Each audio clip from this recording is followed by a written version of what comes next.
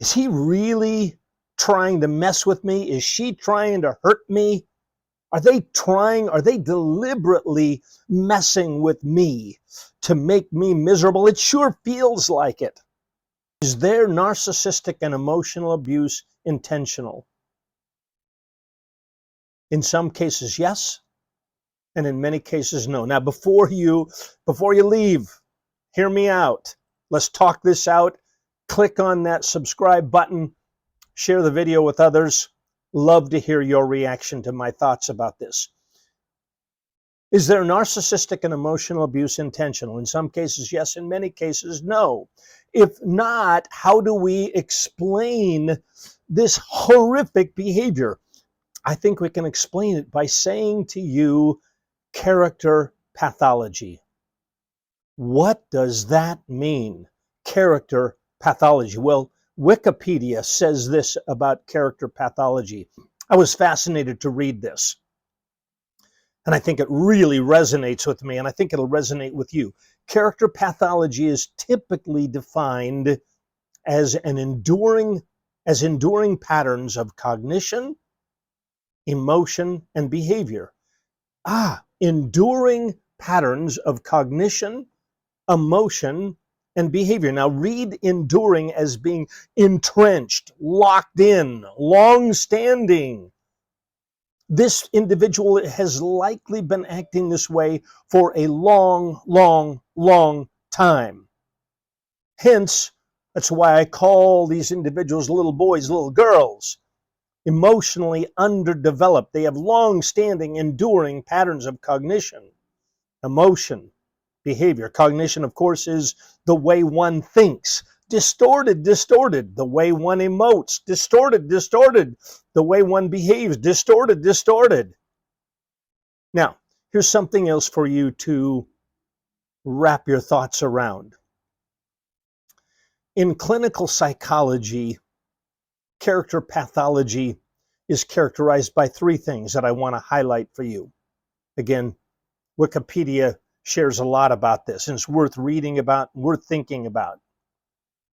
Clinical psychology says that character pathology is marked by three primary traits. Number one, adaptive inflexibility. What does that mean, adaptive inflexibility? It means this individual has learned to pout, they've learned to withdraw, they've learned to blow up, they've learned something really crummy, and they've inflexibly attached themselves to it. They behave this way again and again and again and again and again. Oh, you're saying, well, wait a minute, this person doesn't act that way with others. I don't know. Under certain conditions, might they? Might they? Of course not in other conditions.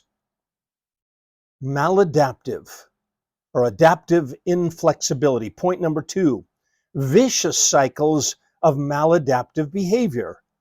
Vicious cycles. They do this again and again and again.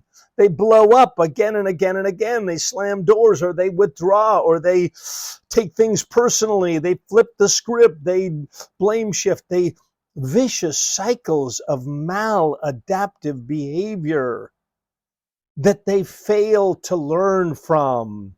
They fail. They don't sit back and go, wait a minute. I'm not so sure this is working for me anymore. Oh, wait a minute. I don't have the problem they do. It's not my fault. It's their fault. I don't need to change. They do. A lack of ownership, a lack of taking responsibility then leads to these vicious cycles of maladaptive behavior. Done again and again and again and again and again. And point number three, emotional instability under stress. Oh boy, you think? Emotional instability under stress. So this person with character pathology overreacts to situations, has very poor frustration tolerance, doesn't sit back and reflect, does not take ownership, blames, agitates, aggravates, argues, pushes back. So again, let's think about these three traits: adaptive inflexibility. Inflexibility. That's going to lead to the same kind of reactions done again and again and again. Again, bringing to question, is this narcissistic and emotional abuse intentional? Point number 2, vicious cycles of maladaptive behavior. Their bad behavior is born out of their personality, or someone has called their personal reality. A personality is a personal reality. This is the water I swim in. This is the water the abuser swims in. Point number 3, emotional instability under stress. Because maturity is, remember, after all, maturity is the ability to tolerate stress and to manage stress effectively.